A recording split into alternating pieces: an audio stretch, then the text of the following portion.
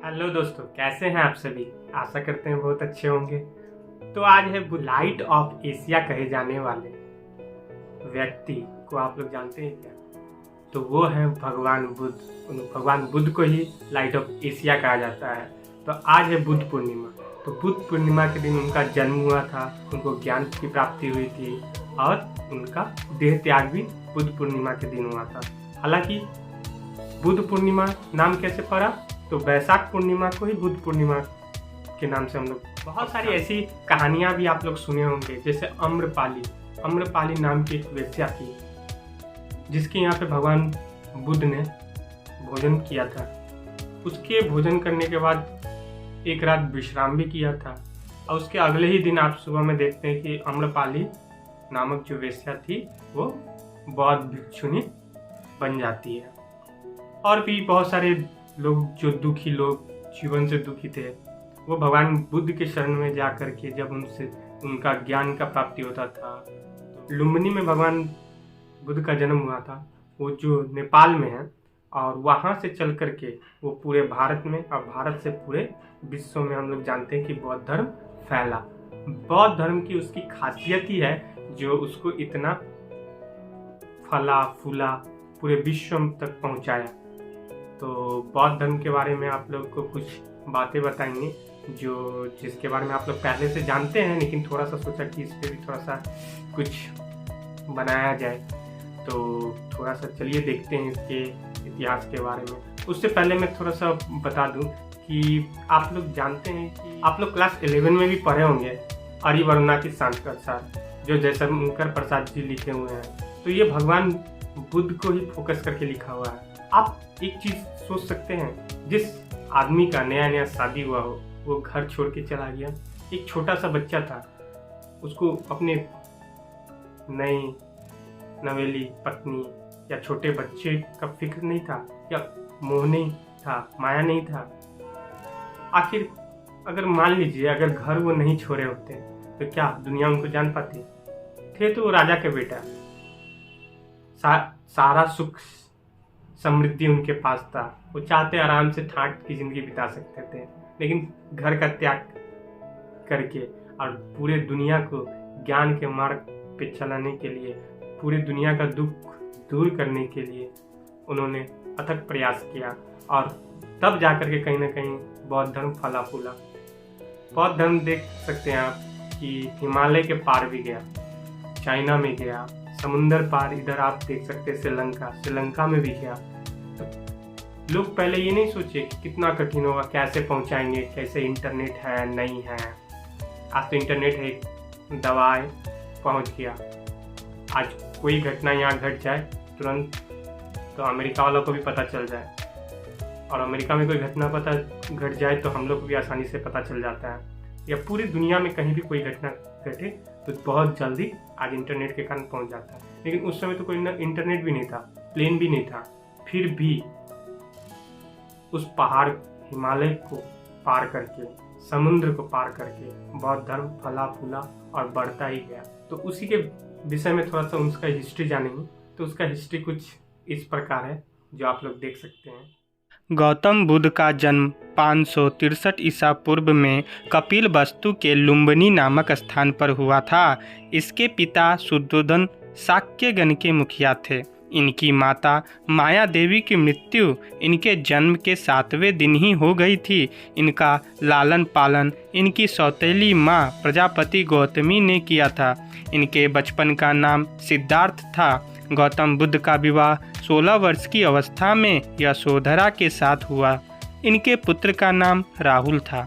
सिद्धार्थ जब कपिलवस्तु की सैर पर निकले तो उन्होंने 4 दृश्यों को क्रमशः देखा। बूढ़ा व्यक्ति, एक बीमार व्यक्ति, शव एवं एक सन्यासी। सांसारिक समस्याओं से व्यथित होकर सिद्धार्थ ने 29 वर्ष की अवस्था में गृह त्याग किया, जिसे बौद्ध धर्म में महाभिनिष्क्रमण कहा गया है। गृह त्याग करने के बाद सिद्धार्थ बुद्ध ने वैशाली के अलार कलाम से सांख्य दर्शन की शिक्षा ग्रहण की। अलार कलम सिद्धार्थ के प्रथम गुरु हुए। अलार कलम के बाद सिद्धार्थ ने राजगीर के रुद्रकरामपूत से शिक्षा ग्रहण की। बिना अन्न जल ग्रहण किए 6 वर्ष की कठिन तपस्या के बाद 35 वर्ष की आयु में वैशाख की पूर्णिमा की रात निरंजना फल्गु नदी के किनारे पीपल वृक्ष के नीचे सिद्धार्थ को ज्ञान प्राप्त हुआ। ज्ञान प्राप्त के बाद सिद्धार्थ बुद्ध के नाम से जाने गए। वह स्थान बौद्ध गया कहलाया। बुद्ध ने अपना प्रथम उपदेश सारनाथ में दिया, जिसे बौद्ध ग्रंथों में धर्म चक्र प्रवर्तन कहा गया है। बुद्ध ने अपने उपदेश जनसाधारण की भाषा पाली में दिए। बुद्ध ने अपनी उपदेश कौशल, वैशाली, कौशाम्बी एवं अन्य राज्यों में दिए। बुद्ध ने अपने सर्वाधिक उपदेश कौशल देश की राजधानी श्रावती में दिए। इनके प्रमुख अनुयायी बौद्ध धर्म के त्रिरत्न हैं, बुद्ध, धम्म एवं संघ। इनके प्रमुख अनुयायी शासक थे बिंबिसार, प्रसेनजीत व उदयन। बुद्ध की मृत्यु 80 वर्ष की अवस्था में 483 ईसा पूर्व में कुशीनगर में चुंद द्वारा अर्पित भोजन करने के बाद हो गई, जिसे बौद्ध धर्म में महापरिनिर्वाण कहा गया है। मल्लों ने अत्यंत सम्मानपूर्वक बुद्ध का अंत्येष्टि संस्कार किया। एक अनुश्रुति के अनुसार मृत्यु के बाद बुद्ध के शरीर के अवशेषों को 8 भागों में बांटकर उन पर 8 स्तूपों का निर्माण कराया गया। बुद्ध के जन्म एवं मृत्यु की तिथि को चीनी परंपरा के कैंटोन अभिलेख के आधार पर निश्चित किया गया है। बौद्ध धर्म के बारे में हमें विशद ज्ञान त्रिपिटक, विनय पिटक, सूत्र पिटक व अभिधम्म पिटक से प्राप्त होता है। तीनों पिटकों की भाषा पाली है। बौद्ध धर्म मूलतः अनिश्वरवादी है। इसमें आत्मा की परिकल्पना भी नहीं है।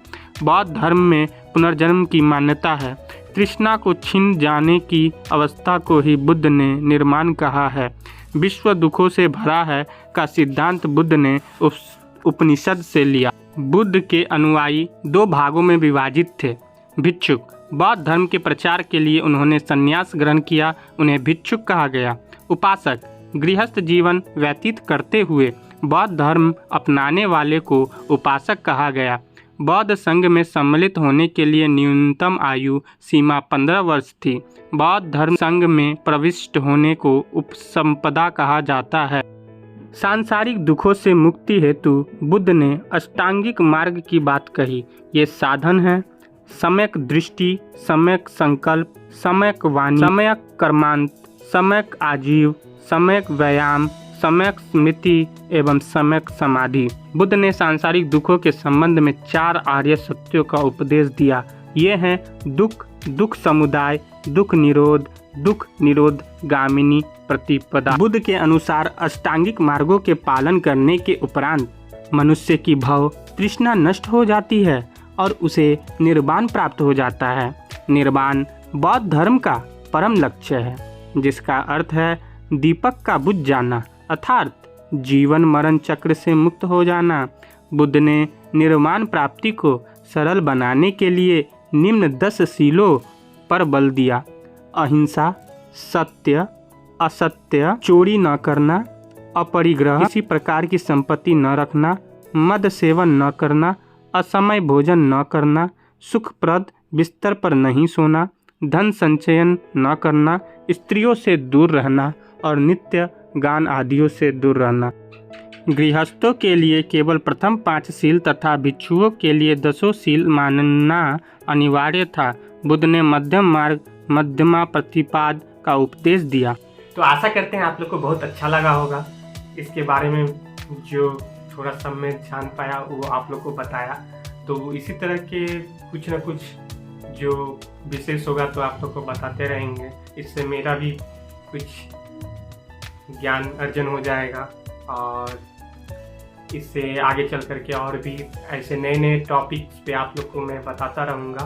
और अगर आप लोग को अच्छा लगे तो चैनल को लाइक, शेयर एंड सब्सक्राइब एवं बेल आइकन को दबाना ना भूलें। Thank you.